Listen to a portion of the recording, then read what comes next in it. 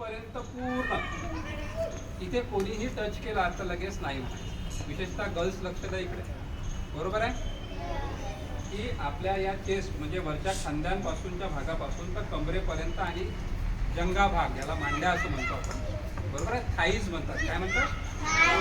आणि नीज पर्यंतचा भाग, नीज पासून ते पूर्ण शोल्डर पर्यंतचा भाग, इथे जर तुम्हाला कोणीही टच केला आणि जर तो तुम्हाला आवडला नाही किंवा टच केला तरी आपण नाही म्हणतो. अपवाद कोण आहेत? मम्मी पप्पा आणि डॉक्टर.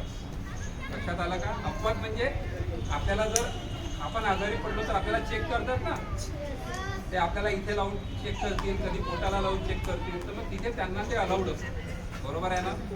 पण जर त्या व्यतिरिक्त आपल्या घरचे आई बाबा, आपले डॉक्टर्स असतील किंवा तुमच्या शाळेत जर अशी काही ऍक्टिव्हिटी चालू आहे त्याच्याशी रिलेटेड जर तुम्हाला काही काम आहे तर अदरवाईज इथे कोणीही टच करायचं नाही. लक्षात आलं? कोणाच्या लक्षात आलं? ओके, सगळ्यांच्या लक्षात आलं? मग आता आपण टेस्ट घेणार आहे आणि मी तुम्हाला विचारणार आहे की गुड टच आहे की बॅड टच. ओके, आता मी काय करतो, इथे बोट ठेवतो आणि तुम्ही मला सांगायचं येस की नो. ओके, काय सांगणार?